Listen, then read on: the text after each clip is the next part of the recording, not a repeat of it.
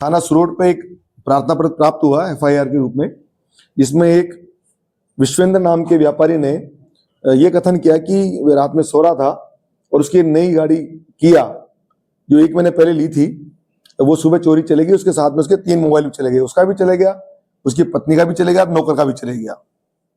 FIR दर्ज होने के पश्चात प्रक्रिया होती है कि बड़ी घटना के बारे में उच्च अधिकारियों को बताया जाता है। तो एसएचओ का टेलीफोन आया तो घटना के बारे में बताया कि इस प्रकार ये घटना घटित हुई है। तो हमारा सबसे पहले शक उस पर काम करने वाला था एक मेव जाति का व्यक्ति इमरान उर्फ इरफान। तो मैंने कहा वो कहाँ है, तो उसको तलाश किया गया तो वो इधर उधर हो गया था।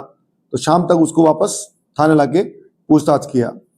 थाने लाने के पश्चात तब तक उसकी कॉल डिटेल सीडीआर एनालिसिस से सामने आया कि उसने उसकी फिर उसको हमने तलाश किया। तलाश करने के पश्चात उसको ढूंढा, ढूंढने के बाद थाने लाके पूछताछ की। पूछताछ में उसने बताया कि ये योजना करीब 1 साल से बना रहा था। इस सेठ के यहाँ पहले भी ये लकड़ी का कार्य करके गया था और कार्य करने के पश्चात उसका विश्वास प्राप्त कर लिया था सेठ जी का। सेठ जी विश्वास करते थे, सेठ जी के सारे ज्वेलरी के बारे में, पैसों के बारे में पूरी जानकारी थी, नई गाड़ी के बारे में जानकारी थी।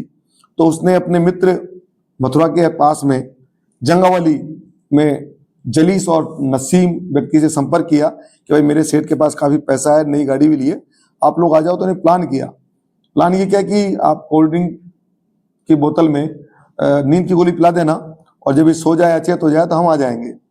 उस प्लान के अनुसार इरफान ने उनके अपने सेठ जी को, परिवार को, माता पिता सेठ के और पत्नी को नींद की गोली पिला दी कोल्ड ड्रिंक में। सेठ ने स्वयं ने नींद की वो जो कोल्ड ड्रिंक का सेवन नहीं किया, इसलिए वो जगे रहे। क्योंकि वो जिस जगह सोता था सेठ, वहां पे ज्वेलरी और पैसा सारा था।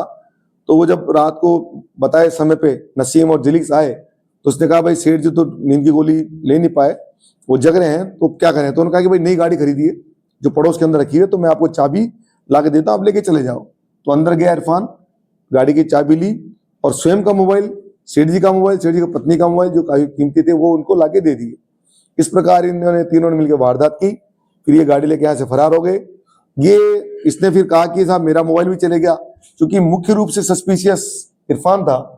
तो इरफान से जब उसको ढूंढ के वापस तलाश करके लाए, पूछताछ करी, तो अपनी पूछताछ में ये सारी चीजें उसने बतलाई। अब यहां से जब टीम गई तो सबसे पहले जलीस के पास गई। जलीस ने बताया कि नसीम के पास गाड़ी है। नसीम ने बताया अरबाज नाम के व्यक्ति को हमने गाड़ी आगे भेज दी है। तो चौथी लेयर पे जाके हमारे को गाड़ी डिटेक्ट हुई है और सभी लोगों को हमने क्या कहते हैं डिटेन कर लिया है और गिरफ्तारी की प्रक्रिया जारी है। कितने लोगों को गिरफ्तार किया सर? करीब 4 लोगों की गिरफ्तारी की प्रक्रिया जारी है। सर इसमें गाड़ी बरामद कर ली? हाँ जी, गाड़ी बरामद हो गई। सर अहम भूमिका किस किस की रही है सर? अहम भूमिका हमारे कालीचरण है नए थानाधिकारी और प्रोबेशनर श्रेष्ठ, सीओ और एडिशनल चारों की रही है।